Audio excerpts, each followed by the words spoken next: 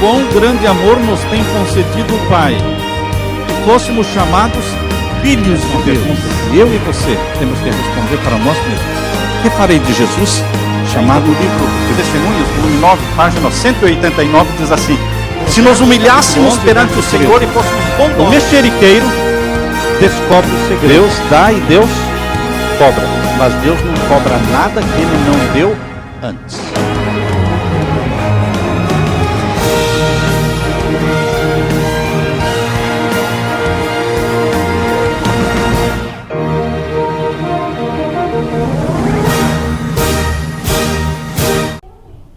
O sermão que eu vou pregar hoje, eu já preguei 2 vezes e não deu para gravar nenhuma vez. Não funcionou. Alguém não queria que o sermão fosse pregado. Porque uma vez passa, mas 2 vezes não funcionou. Então eu penso que Deus tem um propósito especial com essa mensagem. Antes de iniciarmos esta mensagem, nós queremos orar mais uma vez. Vamos inclinar nossos rostos, fechar os nossos olhos em oração. Pai Santo, estamos aqui na Tua presença para Te adorar. Estamos aqui para aprender do Senhor. Estamos aqui para Te conhecer melhor. Estamos aqui em busca do poder do Espírito Santo.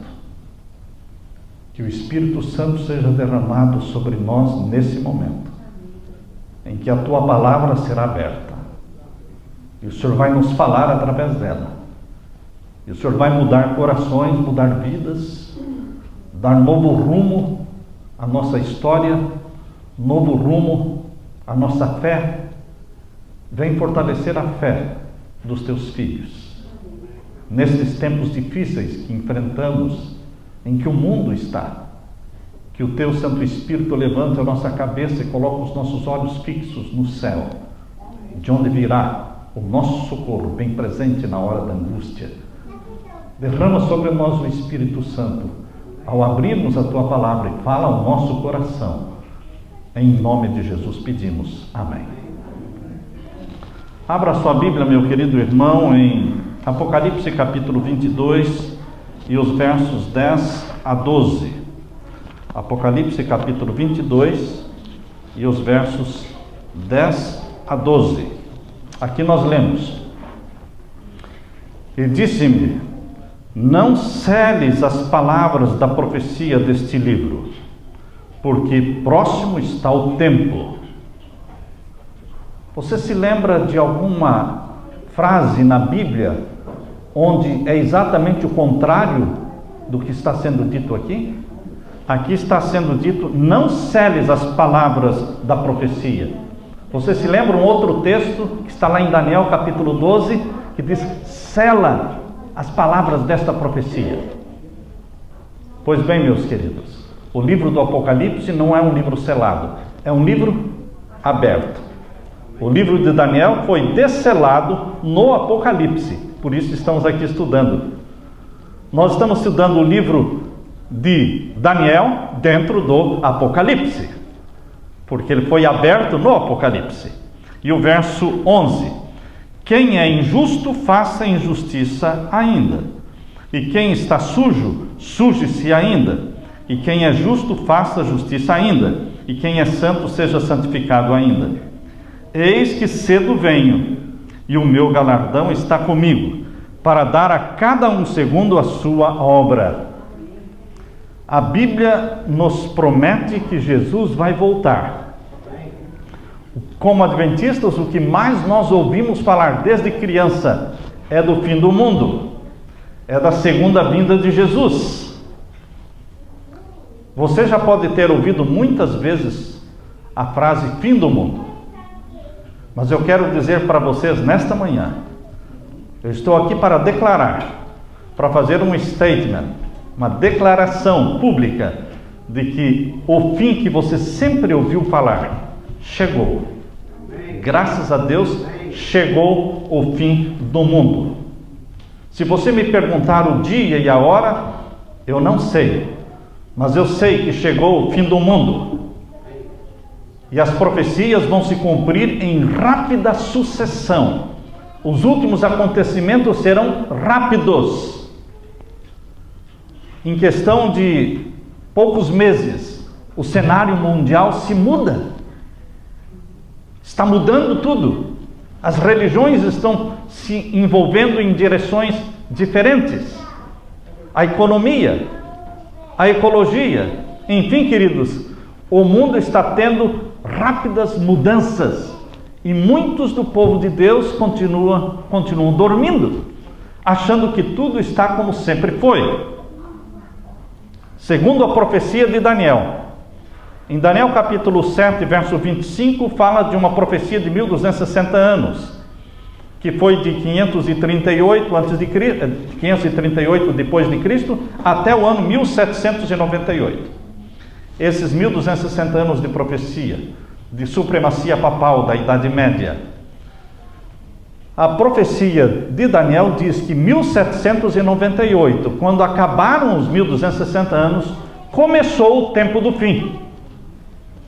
Nós, como cristãos estudiosos da profecia, entendemos então que o tempo do fim começou há 217 anos atrás. Há quantos anos? Há 217 anos atrás começou o tempo do fim. Estamos no tempo do fim há 217 anos.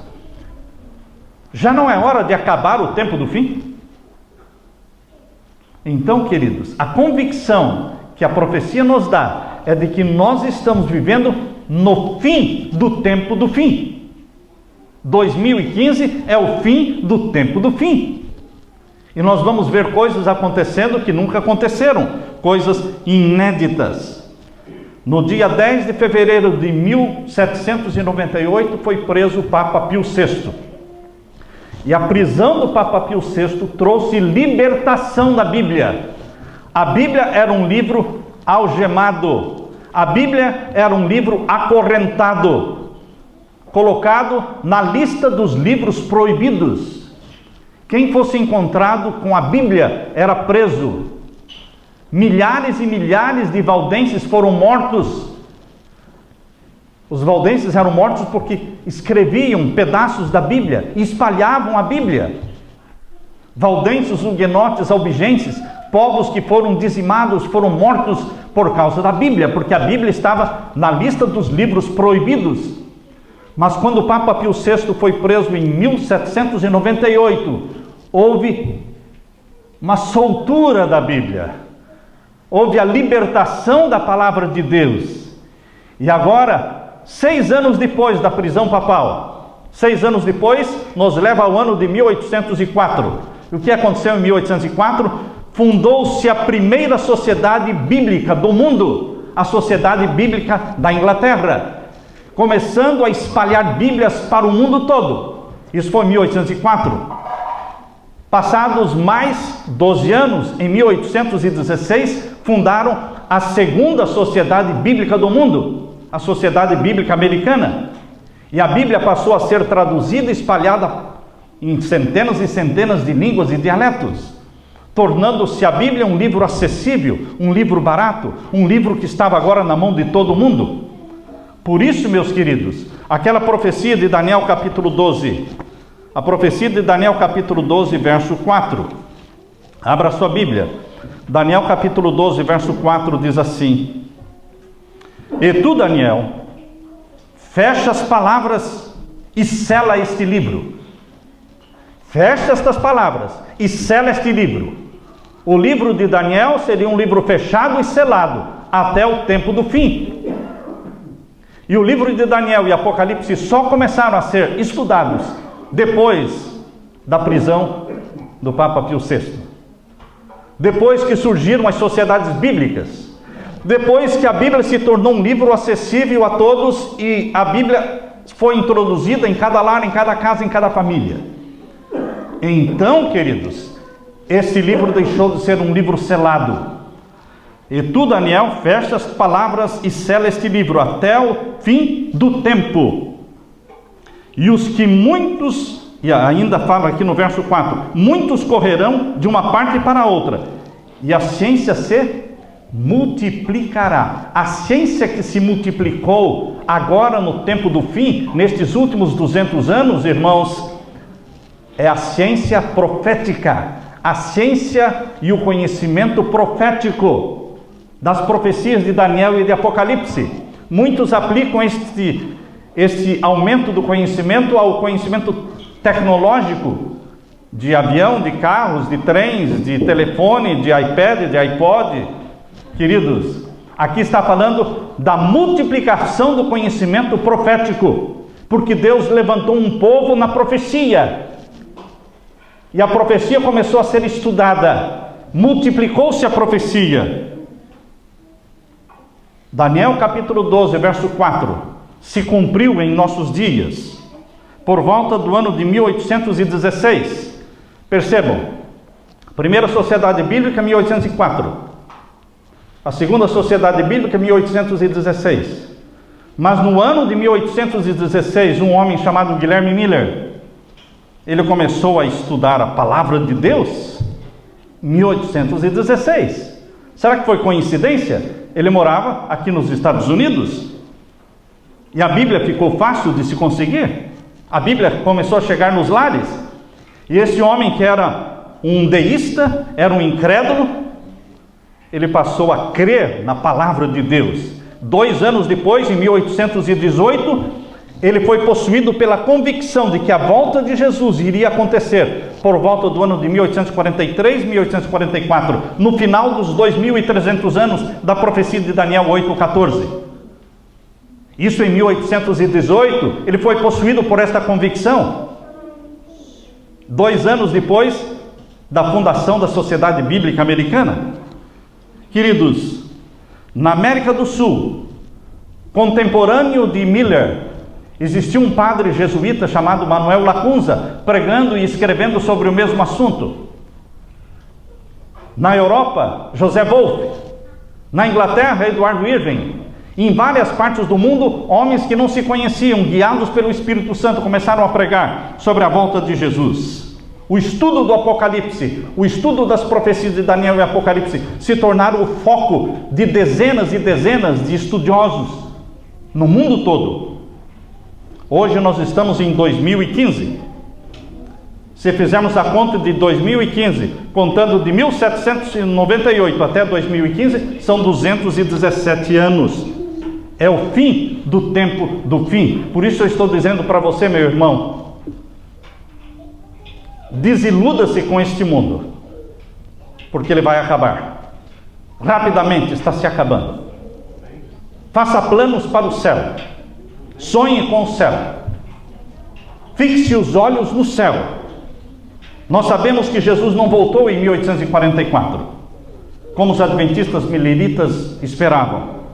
Mas foi o início em 1844 do juízo dos mortos. O juízo celestial começou em 1844. Não era a volta de Jesus.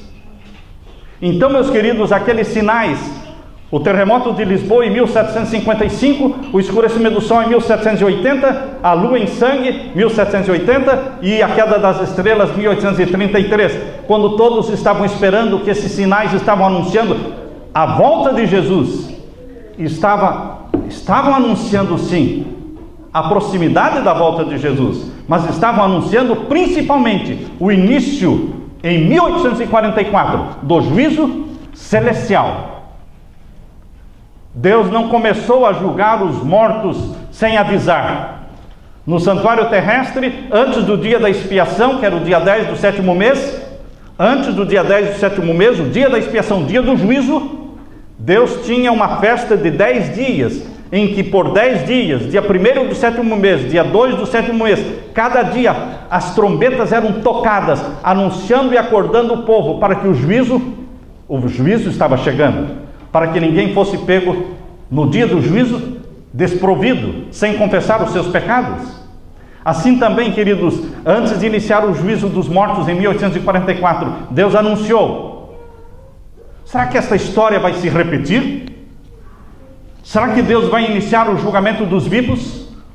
Você já ouviu falar do julgamento dos vivos? Alguém já falou para você que o teu nome já pode ter passado no juízo e você nem sabe? Será que Deus julga uma pessoa sem avisar? Será que você pode ter sido julgado sem saber que foi julgado? Será que Deus faz isso? Será que Deus está torcendo pela sua salvação ou está torcendo pela sua perdição?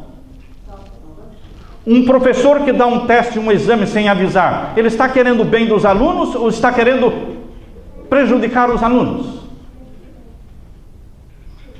O professor que ama, ele anuncia, ele avisa: nós vamos ter teste tal dia, e a matéria para ser estudada é esta, estudem. Queridos, se um juiz quer ajudar o réu, ele marca o dia do juízo, ele avisa, ele anuncia, ele lembra. E é assim o nosso Deus, que é um Deus de amor e quer a nossa salvação. Lembre-se que a maior conversão de todos os tempos não está no passado. A maior conversão de todos os tempos está no futuro. A grande multidão que ninguém podia contar é uma multidão de salvos e convertidos no tempo do fim, exatamente na hora do juízo dos vivos. Quando os vivos estiverem sendo julgados e selados, uma multidão sincera, espalhada por todas as igrejas Babilônia, por Babilônia mãe e nas Babilônias filhas, pessoas sinceras que amam a Jesus, elas vão se unir aos que guardam os mandamentos de Deus. Mas Deus vai avisar de uma forma majestosa, para que as pessoas se preparem. Quando for aprovado o decreto dominical, começa o juízo dos vivos. Há pessoas que não sabem quando os vivos vão ser julgados. Você não sabe quando os vivos serão julgados? Não. Você sabe quando os vivos serão selados? Ah, isso eu sei. Quando os vivos serão selados? Ah, quando sair o decreto dominical, o povo de Deus será selado pelo selo do Deus vivo e os ímpios selados pelo sinal da besta. Então o quê? Então você sabe quando vai ser o julgamento dos vivos. Porque selar uma pessoa pelo selo do Deus vivo é colocá-la no rumo do céu. Está salva em Jesus. Selar uma pessoa com o sinal da besta é colocá-la no rumo da perdição. Os que são selados pelo selo do Deus vivo não mais se perdem. Aleluia! Amém. Os que são selados pelo sinal da besta não mais se salvam. Estão julgados. Seus nomes permanecem no livro da vida. Os selados pelo selo do Deus vivo. Então, meus queridos, antes que o decreto dominical seja aprovado mundialmente, ele será aprovado nos Estados Unidos. Tudo o que tem que acontecer, acontece primeiro aqui. Os Estados Unidos chamam a atenção do mundo. Os Estados Unidos são o foco para o mundo. E as profecias se cumprem onde está o foco das atenções. As profecias, os sinais proféticos não aparecem em lugares que ninguém entende o que é. Por que a estrela brilhou para os magos do Oriente? Porque eles estavam estudando sobre o nascimento do rei dos judeus. Por que o anjo apareceu para os pastores de Belém? Porque eles não estavam contando piadas, fazendo brincadeiras.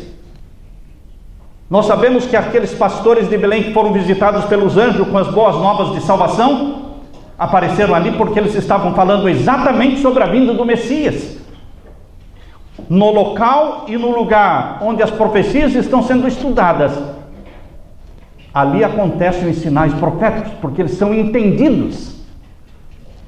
E a nação número 1 do mundo, no tempo do fim, é os Estados Unidos da América do Norte. Essa é a nação número 1. O foco das atenções mundiais está voltado para cá.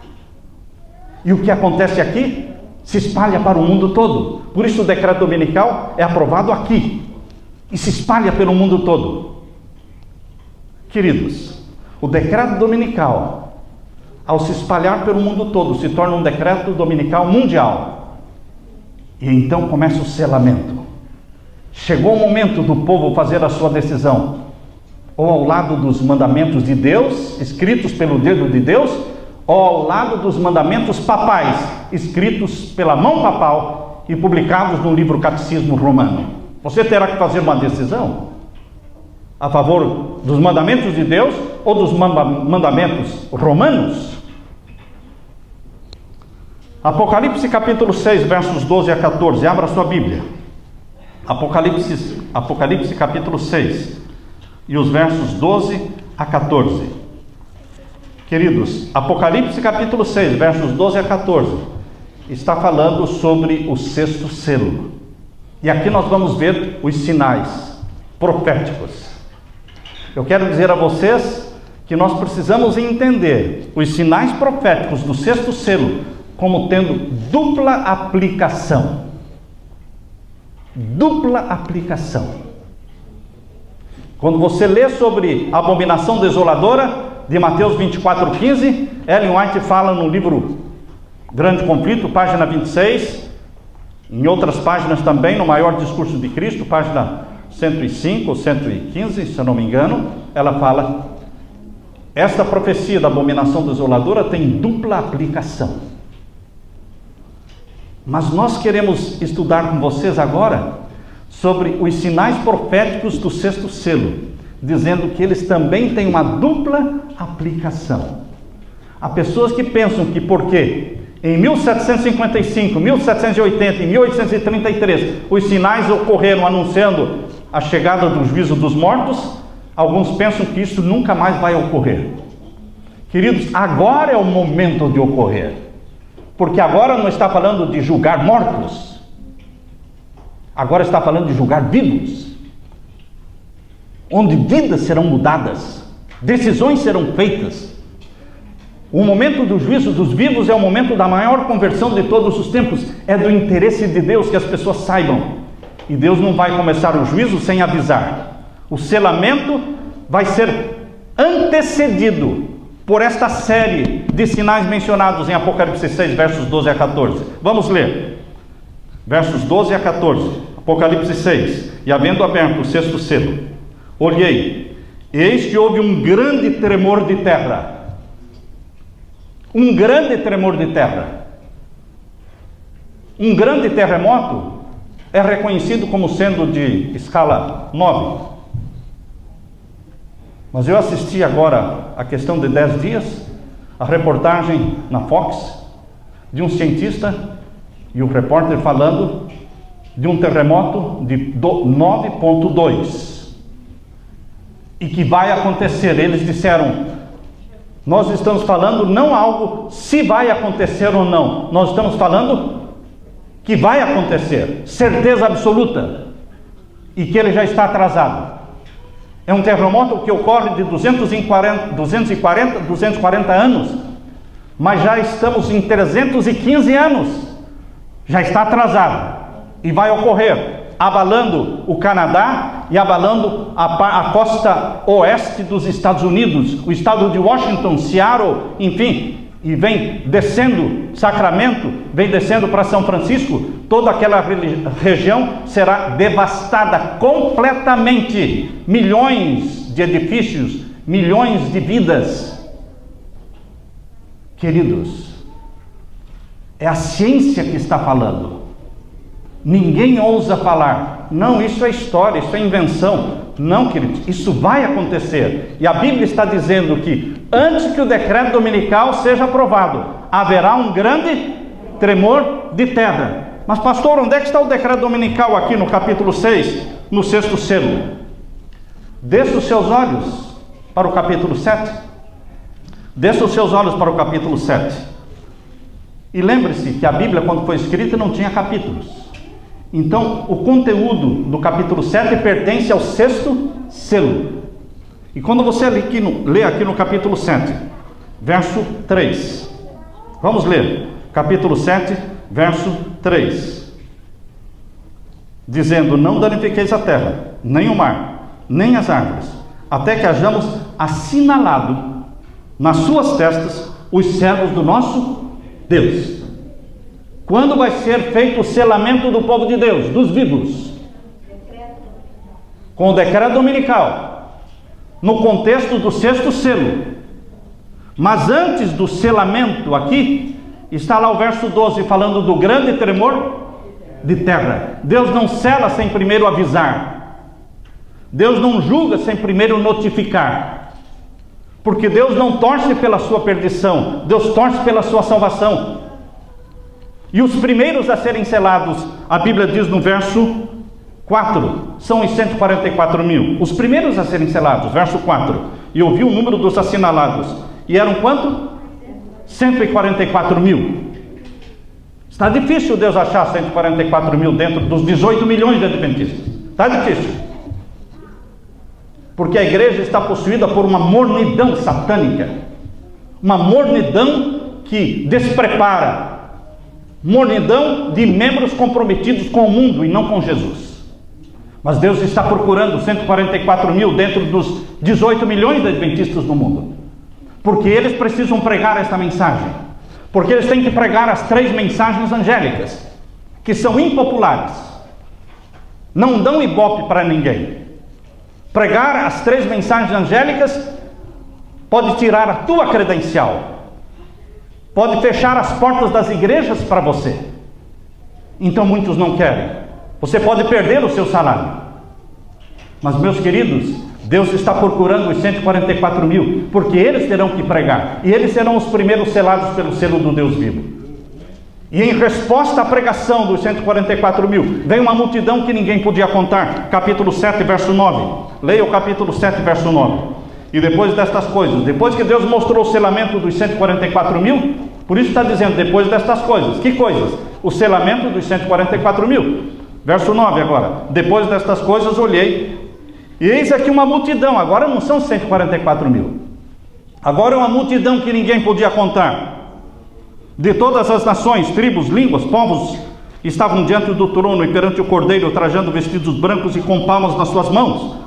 E aí o verso 13 diz, e um dos anciãos me falou dizendo, esses aí quem são que estão vestidos de brancos? Este grupo de 144 mil e essa multidão que ninguém podia contar, todos vestidos de branco, quem são eles? E agora vem a resposta no verso 14. E eu disse-lhe, Senhor, tu sabes. E ele me disse, estes são os que vieram da grande tribulação. A grande tribulação não está no passado, irmãos. A grande tribulação está no futuro. Ela começa com o decreto dominical, avança até o fechamento da porta da graça, mas continua depois do fechamento da porta da graça. Porque depois do fechamento da porta da graça virá o decreto de morte, não mais decreto dominical. Depois do fim da graça virá o decreto de morte e angústia de Jacó.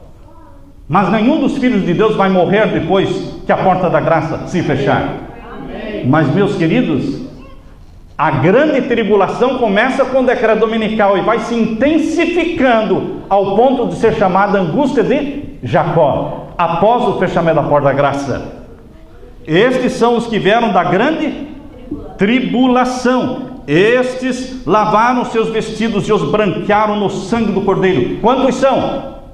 Uma multidão que ninguém podia contar, que vieram da igreja Babilônia, das filhas de Babilônia. Queridos, e por isso estão diante do trono de Deus, verso 15, servem-o de dia e de noite no seu templo, e aquele que está sentado sobre o trono os cobrirá com a sua sombra. Queridos, Deus vai julgar os vivos, e Deus quer que o seu povo aqui na terra anuncie esse juízo.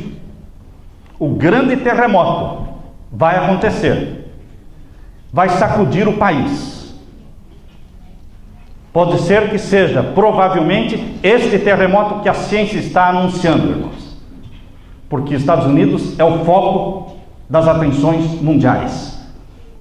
Ao lado do estado de Washington e Califórnia, ali tem Yellowstone State Park. É o único supervulcão americano. Você já ouviu falar em supervulcão? Supervulcão existem pouquíssimos no mundo, mas um pertence aos Estados Unidos. E já existem cientistas dizendo que ele vai explodir. Ele vai explodir. Provavelmente seja no mesmo período em que houver o grande terremoto, também o Yellowstone State Park também exploda. Queridos, vai ser um grande tremor de terra, que o mundo todo vai ficar sabendo. Há pessoas que pensam, como disse o pastor Jonas, como é que o evangelho será pregado no mundo todo? Nasce mais gente do que morre.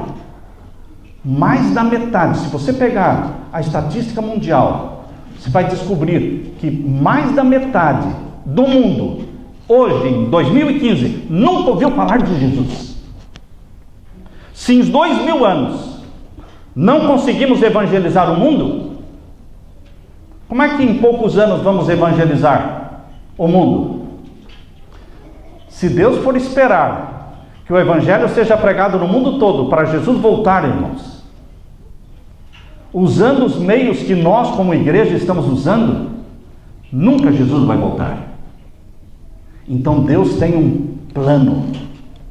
Deus tem um plano. O grande tremor de terra vai ser anunciado no mundo todo. Em seguida virá o escurecimento do sol, diz aqui o capítulo 6, verso 12. Capítulo 6, verso 12. E havendo aberto o sexto selo, eis que houve um grande tremor de terra. E em seguida, não é 20 anos depois, irmãos, não é 50 anos depois, porque isso não causaria impacto. Para causar impacto, para converter a grande multidão que ninguém podia contar, tem que ser em rápida sucessão. Tem que ser em rápida sucessão, porque os últimos acontecimentos serão rápidos. Logo após o grande tremor de terra, o escurecimento do sol e a lua de sangue. Pessoas me escrevem perguntando sobre as luas de sangue. Queridos, haverá uma lua de sangue logo após o terremoto e o escurecimento do sol. Esse é o sinal profético de que o selamento está chegando. O decreto dominical será aprovado num tempo de caos.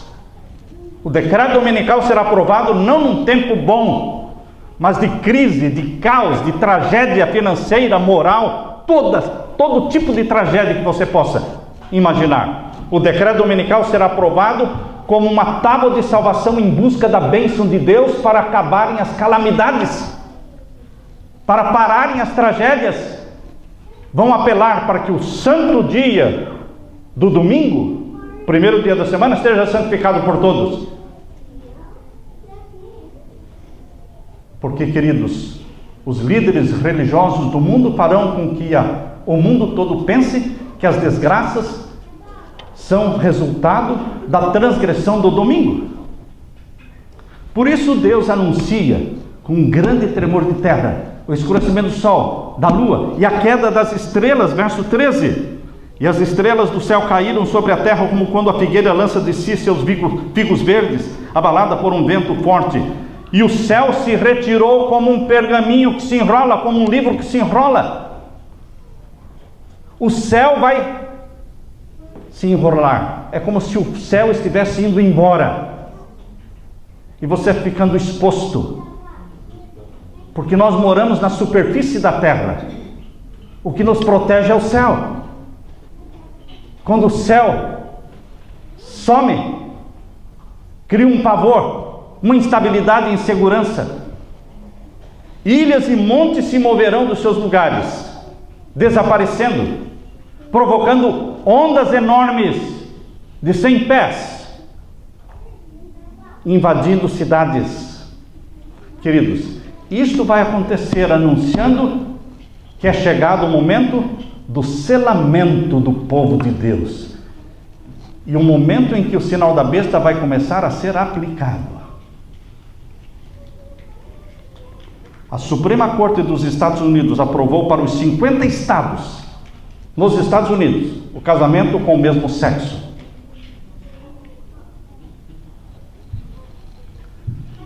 Milhares de adventistas colocaram uma bandeirinha colorida no seu Facebook. Você acredita nisso? Estou falando para uma igreja adventista. Você sabia que milhares de adventistas colocaram no seu Facebook uma bandeirinha colorida de aprovação quando esta lei foi aprovada pela Suprema Corte dos Estados Unidos? O nosso povo é pela Bíblia? Não, irmãos. Nosso povo está morno. É pelo mundo. É pelo mundão. Mas existe um remanescente dentro da igreja remanescente. Existe um remanescente dentro da igreja adventista que será salvo.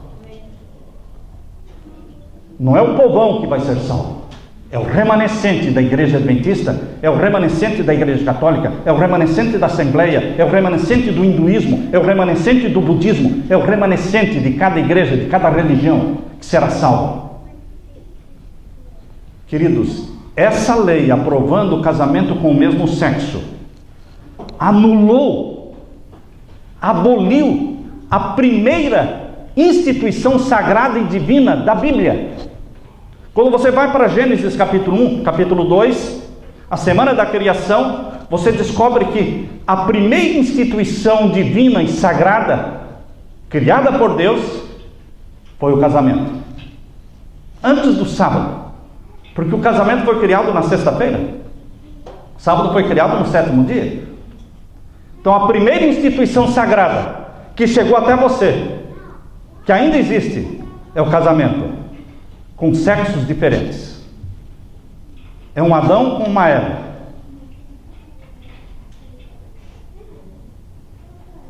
Como alguém disse, não é um Adão com um Ivo. Queridos, pessoas de sexo diferente. Essa é uma instituição sagrada que se chama família, casamento. Isso foi abolido nos Estados Unidos pela Suprema Corte. Qual é a outra instituição sagrada que nos vem do capítulo 1 e 2 de Gênesis, da semana da criação? O sétimo dia como dia santo ao Senhor.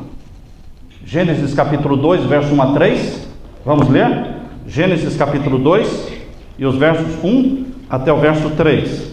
Aqui lemos: Assim os céus e a terra e todo o seu exército foram acabados.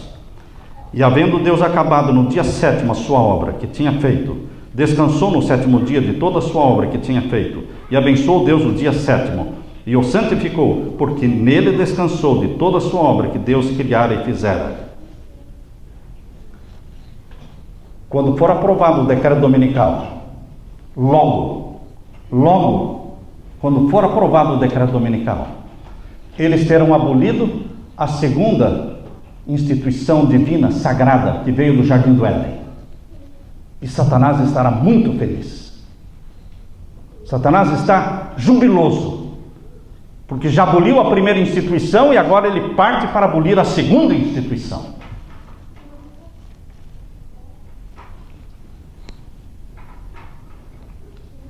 Queridos, dentro de pouco tempo, muitos estão pensando que vai ser esse ano. Eu digo, você não pode marcar a data para o decreto dominical. Mas pastor, não seria possível esse ano? Tudo é possível. Mas você não marca a data, porque a Bíblia não diz o dia, a hora que vai sair o decreto dominical. Mas vai ser logo. É como o terremoto, o cientista disse, nós não marcamos o dia nem a hora do terremoto, mas vai ser logo, ele falou. Já está atrasado.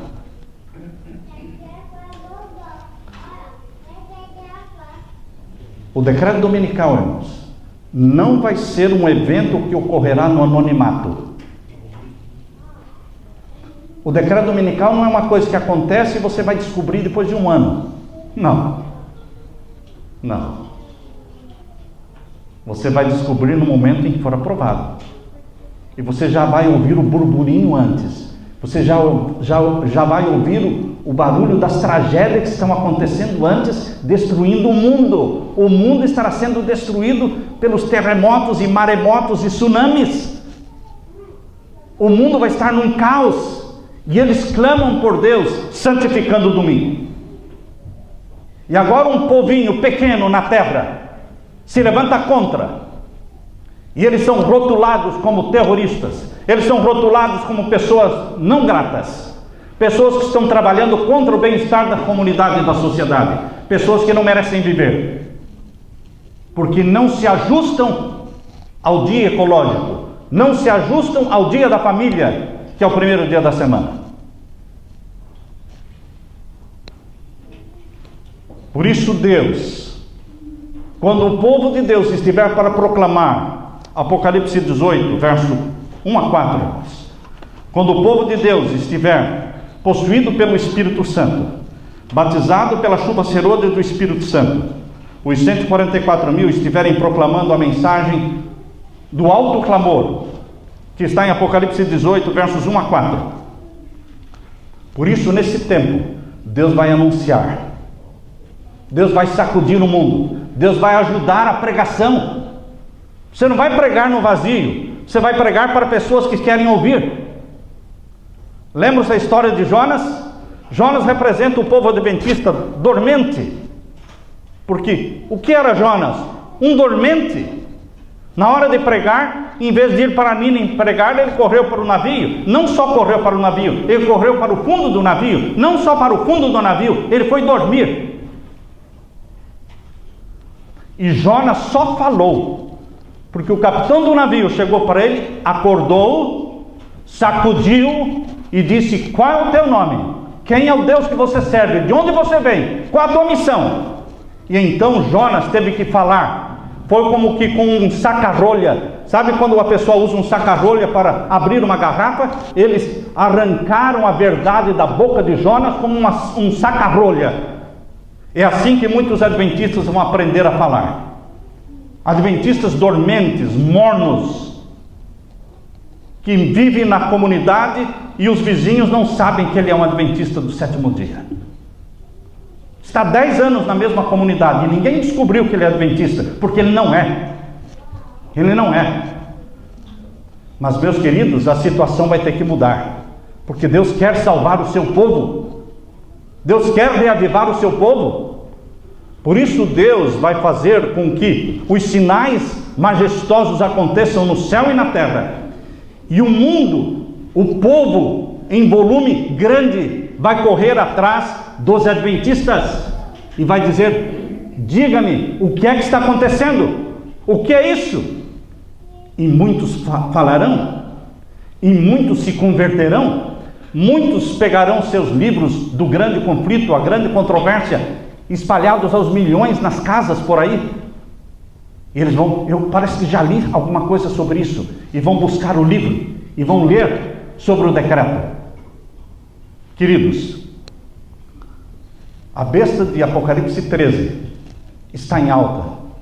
A besta do mar é o papado, Apocalipse 13. Está numa popularidade maior do que nunca teve antes. Nunca teve antes. Quando João Paulo II morreu, pensaram: dificilmente não vão ter mais um outro papa tão carismático, tão poderoso. Ele colocou o papado no topo, porque ele era muito carismático. Veio o Papa Bento XVI, nada, nem um pouco carismático. Veio por natureza. E agora ficaram pensando: e agora o Papa Francisco? Queridos, em 2 anos o Papa Francisco, ele se tornou muito mais querido, amado, obedecido do que o João Paulo II em 26 anos. Todas as religiões se uniram ao Papa Francisco. Quando eu digo religiões, estou falando de budismo, hinduísmo, islamismo, cristianismo, judaísmo, religiões diferentes. Mas não é somente as religiões diferentes que se uniram ao Papa Francisco. As igrejas protestantes se uniram ao Papa Francisco. Os líderes, principais líderes evangélicos nos Estados Unidos se uniram e se submeteram a Roma. Evangélicos, pentecostais, carismáticos. Hoje, meus queridos, o mundo está sendo dominado de Roma. O governo americano é dominado de Roma. Casa Branca é serva, é uma serva de Roma. No dia 23 de setembro, o Papa Francisco estará na Casa Branca.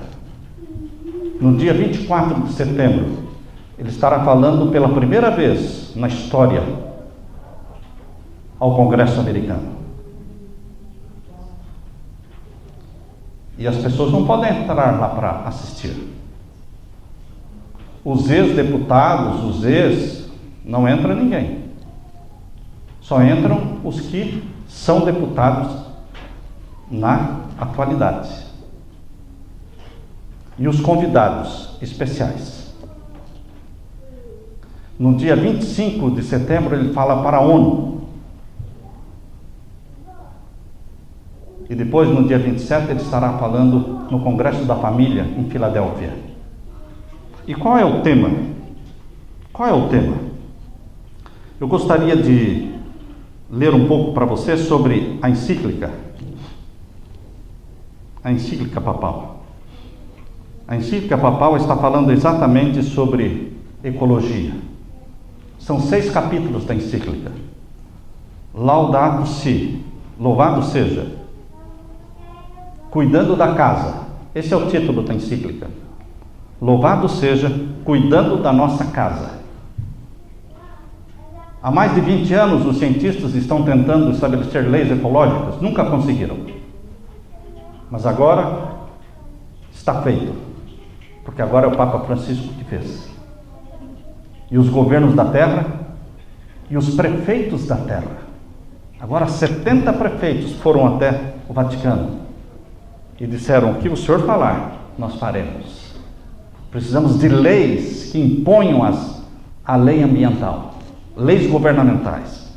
O primeiro capítulo da encíclica é o que está acontecendo com a nossa casa. O segundo capítulo da encíclica chama-se o Evangelho da Criação. Será que ele crê na criação? Nada, irmãos. O papado é evolucionista. Mas o segundo capítulo é o Evangelho da Criação. O terceiro capítulo é a raiz humana da crise ecológica. O quarto capítulo, uma ecologia integral. O quinto capítulo, algumas linhas de orientação e ação. E o último capítulo, número 6, a educação e espiritualidade ecológicas. Ele só falou do domingo no último capítulo. E agora eu quero ler para vocês o que ele fala sobre o domingo. No capítulo 6, ele diz assim: a participação na Eucaristia. Eucaristia é a missa, é o comer do pão, beber do vinho. A participação na Eucaristia é especialmente importante ao domingo. Este dia, a semelhança do sábado judaico, é nos oferecido como dia de cura das relações do ser humano com Deus, consigo mesmo e com os outros e com o mundo. Ele não quer que o mundo guarde o domingo do jeito que está guardando. Ele fala do sábado judeu. Ele quer que o mundo guarde o domingo do jeito que o sábado judeu é guardado. Que não se compra, não se vende, não se viaja, não se faz nada. É assim que ele quer que o domingo seja guardado. Por isso ele diz a semelhança do sábado judaico. O domingo é o dia da ressurreição, o primeiro dia da nova criação, que tem as suas primícias na humanidade ressuscitada do Senhor, garantia da transfiguração final de toda a realidade criada. Além disso, este dia anuncia o descanso eterno do homem em Deus. Assim, o dia de descanso, cujo centro é a Eucaristia, difunde a sua luz sobre a semana inteira e nos encoraja a assumir o cuidado da natureza e dos pobres. Quem vai falar contra esta encíclica? O mundo todo vai aceitar. Já aceitou. Já aceitou. Queridos, mas no livro Grande Conflito, na página 592, diz assim: a profecia do capítulo 13 de Apocalipse declara que o poder representado pela besta de chifres semelhantes aos do cordeiro fará com que a terra, ou seja, a besta semelhante a um cordeiro, representa os Estados Unidos da América do Norte. É a besta que subiu da terra. esse poder americano fará com que a terra toda e os que nela habitam adorem o papado. Ali, no capítulo 13, simbolizado pela besta semelhante ao leopardo. Esta profecia se cumprirá quando aquela nação, ou seja, os Estados Unidos, impuser a observância do domingo, que Roma alega ser um reconhecimento especial da sua supremacia. Roma diz que a santificação do domingo é um reconhecimento da supremacia papal. A supremacia perdida na Idade Média. Em 1798, o papado perdeu a supremacia. Mas agora vai recuperar a supremacia perdida com o decreto dominical. E toda a terra adorará. Satanás dá a sua interpretação aos eventos. E os homens pensam como ele quer que o façam, que as calamidades que enchem a terra constituem o resultado da transgressão do domingo. As pessoas pensam que as tragédias do mundo são em resultado da transgressão do domingo. Tensionando aplacar a ira de Deus, esses homens influentes fazem leis impondo a observância do domingo. No dia 20 de fevereiro de 2015, houve um encontro dos líderes religiosos nos Estados Unidos para discutirem a mudança climática. E eles pediram ao Congresso que faça leis federais para a mudança do clima. Queridos, no dia 5 de julho de 2014, o Papa disse: domingo sem trabalho é bom não só para os fiéis. Não é só para os fiéis, é para todo mundo. Você pode combinar isso com o Catecismo Romano de 1994, que diz que as leis dominicais deveriam ser aprovadas pelos governos. A Aliança do Dia do Senhor. Aqui nos Estados Unidos existe uma instituição chamada Aliança do Dia do Senhor. No dia 18 de abril de 2015, escreveu um artigo intitulado O Domingo como Sinal da Unidade Cristã. Domingo vai ser o sinal da unidade cristã. E os que guardam o sábado serão um sinal de desunião. Nós vamos ser uma pedra no sapato?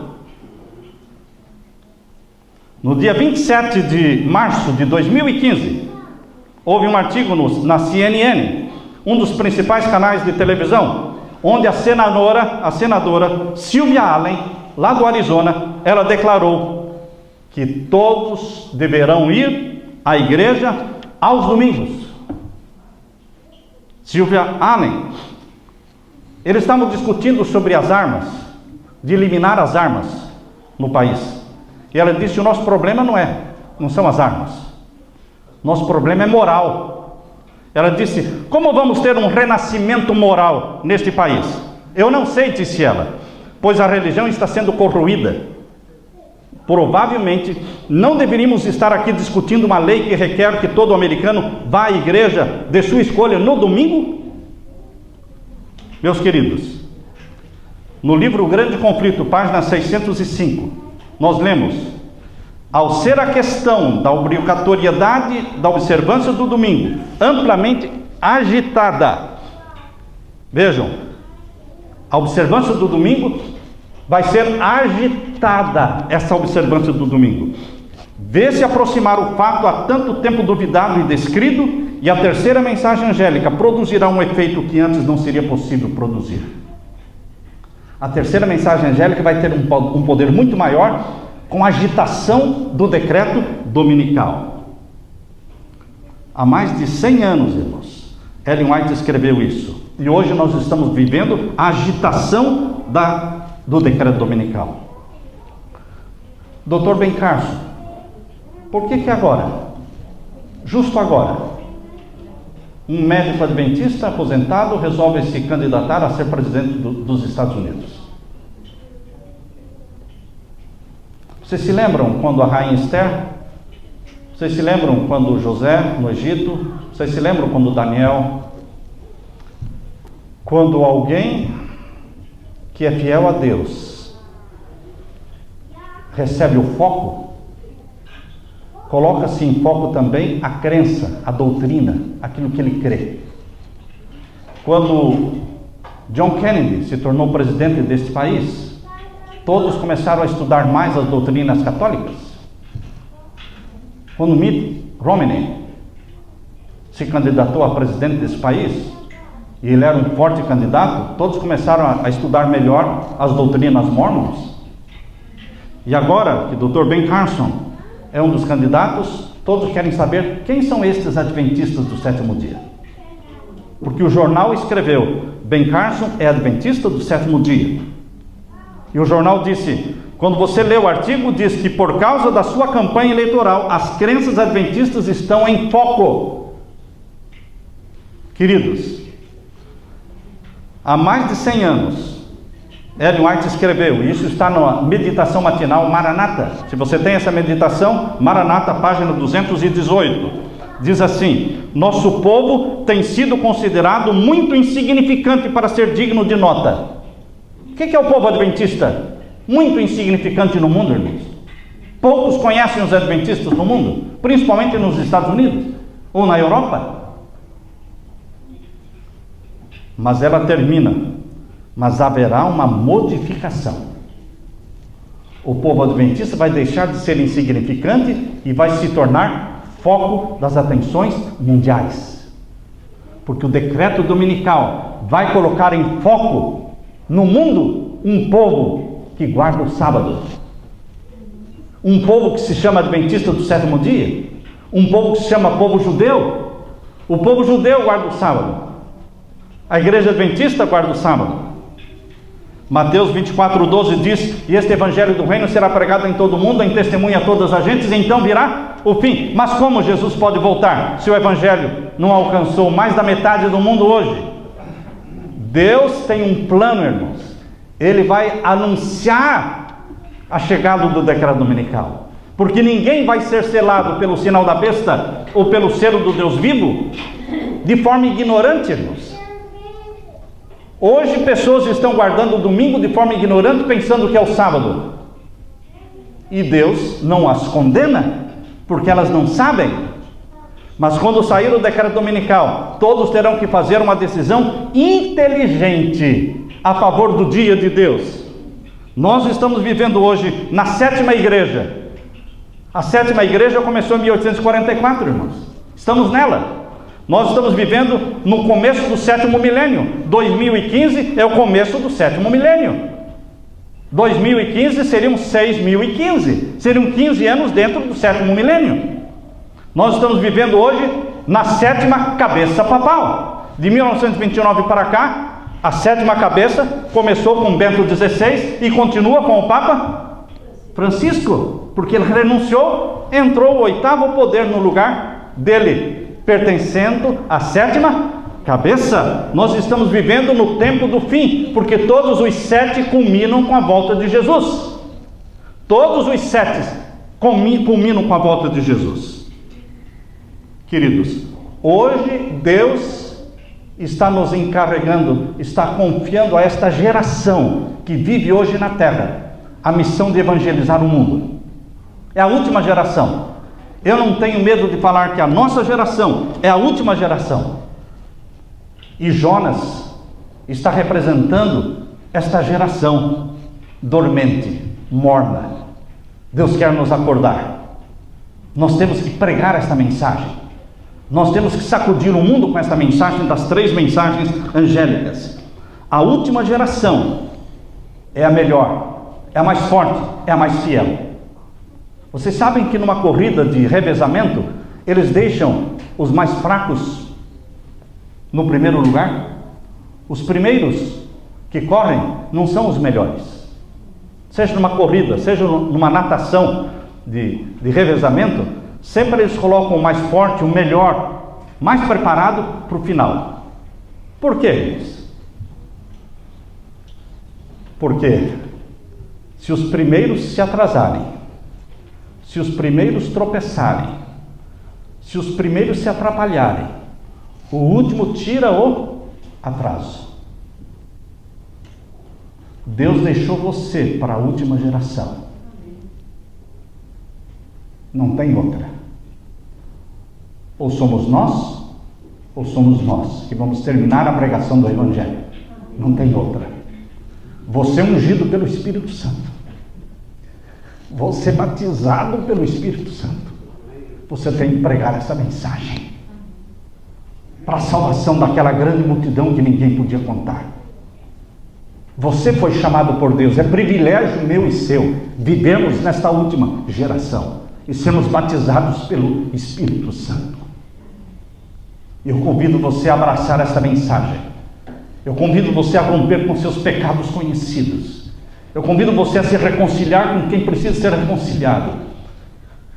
Eu convoco para buscar diariamente o batismo do Espírito Santo, a se desiludir com esse mundo e a colocar o pensamento no céu, porque é de lá que virá o nosso socorro, bem presente na hora da angústia.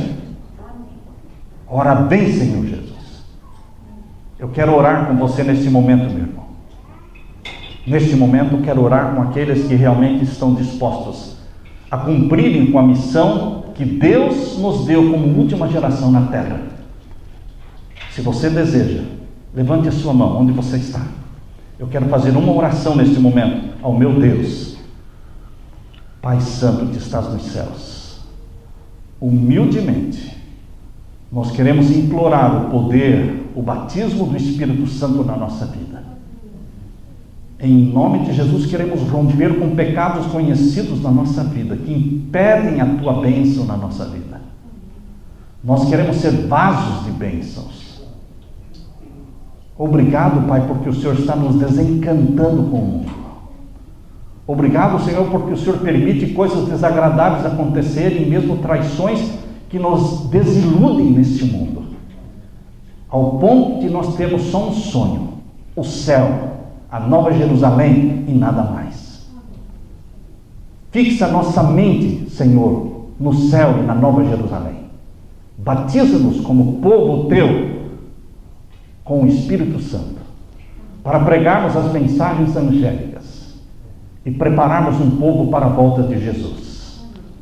Em nome de Jesus eu peço esta bênção e agradeço. Amém, Senhor. Amém, Senhor.